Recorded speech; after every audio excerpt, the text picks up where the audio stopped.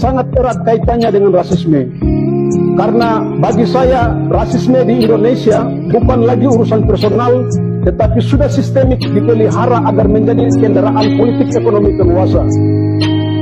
Tidak dapat disangkal bahwa pandangan rasis menyebabkan perlakuan yang berbeda terhadap Papua dalam segala bentuk dan segi kehidupan orang Papua.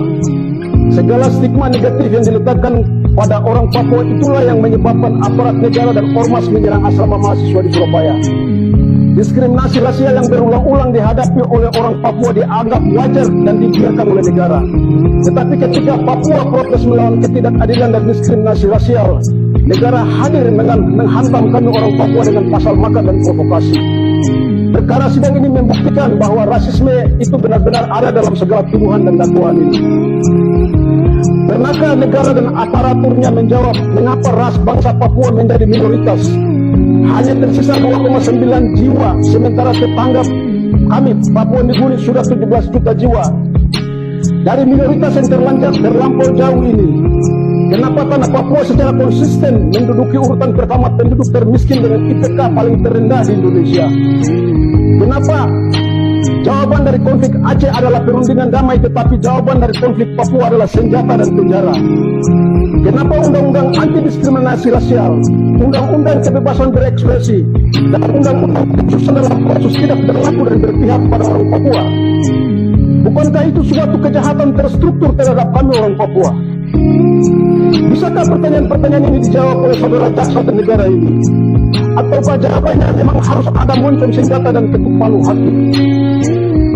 Kenapa negara ini menghindari kajian dan solusi LIPI, BRIN, dan lain-lainnya, lalu membawa rakyat dan kemanusiaan Indonesia dalam ruang kegelapan yang paling gelap dari ruang penjara saya di Lapas Adipura?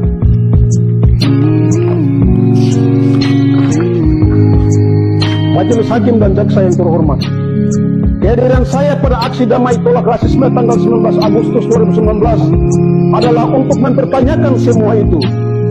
Saya tahu bahwa saya memiliki hak hukum untuk melawan segala bentuk rasisme.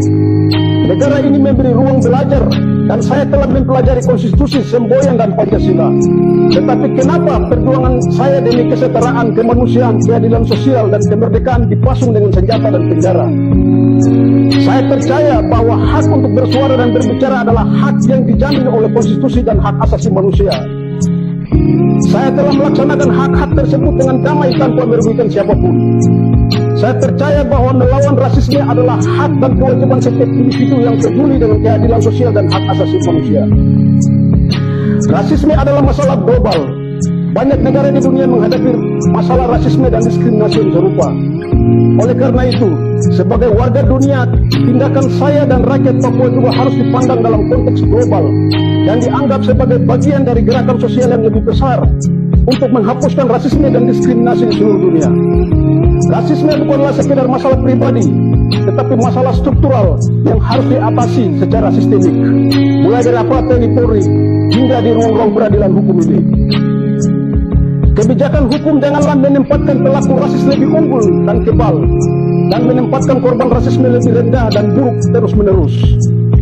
Karena rasisme struktural adalah ketidakadilan yang terbangun dari kebijakan, hukum, norma, dan nilai yang diterapkan oleh sistem yang ada, yang menguntungkan kelompok tertentu dan merugikan kelompok lainnya.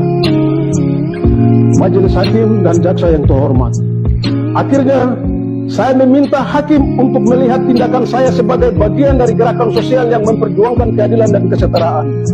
Saya juga ingin menegaskan bahwa tindakan saya melawan rasisme adalah tindakan yang dilakukan dengan niat dan jujur dan tulus untuk memperjuangkan hak asasi manusia dan keadilan sosial. Saya tidak melakukan tindakan tersebut untuk tujuan pribadi, melainkan untuk mewakili suara ras bangsa saya yang terdampak dari diskriminasi dan ketidakadilan.